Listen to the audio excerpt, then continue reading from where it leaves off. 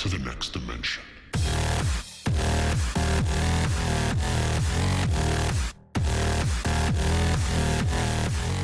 Hey guys, this is undercoverdudes all the way from Down Under, and today I'm going to be talking about the stuff that needs to happen to Combat Arms in order for it to become a really good first-person shooter. And I mean a really good first-person shooter. This new update, it was a good start, but it fixed some stuff and then it broke some stuff.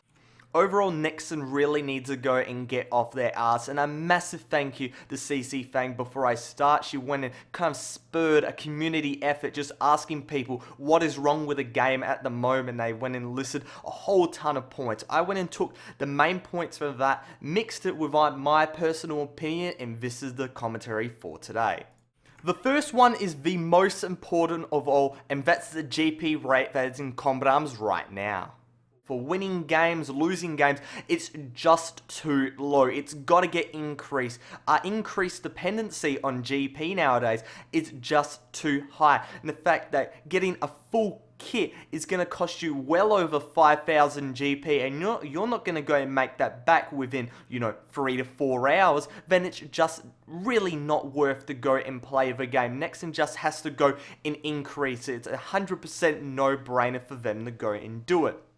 The next one is equally important, and that's the renting of weapons for 7, 30, and 90 days. Now, this is being just a massive controversial topic, and people want to go and make sure they have their weapons for long periods of time, and that's completely understandable. The Nexon, I'm sure they're not going to go and want to do it for NX weapons, and I can see the reasoning behind that. Having a 90-day NX weapon to buy with GP, that's just ridiculous. So keep the NX weapons at 1 day, that's fine.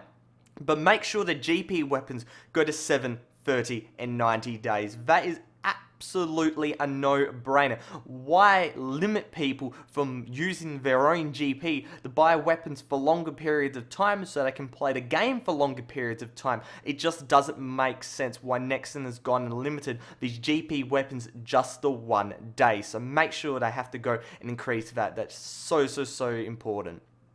Now let's go and talk about the Cellback option, and in reality it just can't come back. It doesn't work in this new currency system.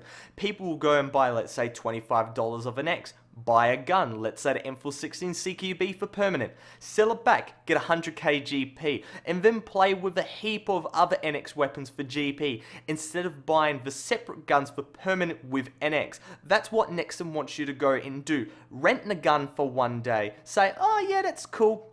And if you want to try it out again, you can rent it for another day. You can keep renting it. And if you really like the gun, you can go and bite the bullet, buy the gun with NX, and that's yours for permanent. The Cellback option can't come back. It would kill profits, and Nexon's already taken a deep cut with this new update. They can't realistically destroy their profits even more just for the sake of the game. Now, another one is so close to my heart, and that is the lag. The servers are just so incredibly buggy. You'll see in this gameplay, I'm TPing around, and even though I'm from Australia, this has never happened before. Nexon has to go and invest in some decent tick servers. If they want to go and save Combat Arms, they can't simply just rework the whole black market. They have to rework the game itself, and servers are such an important part of that.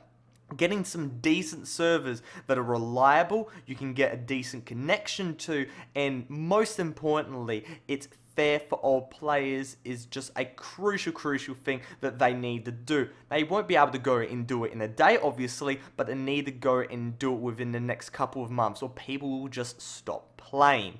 Now, talking about game-breaking stuff, the quarantine region hitbox issue, that is literally destroying a whole mode. Nobody's playing quarantine region anymore because of it, and a whole part of the community, the free runners, they're just not playing Combat Arms anymore because their mode is basically gone.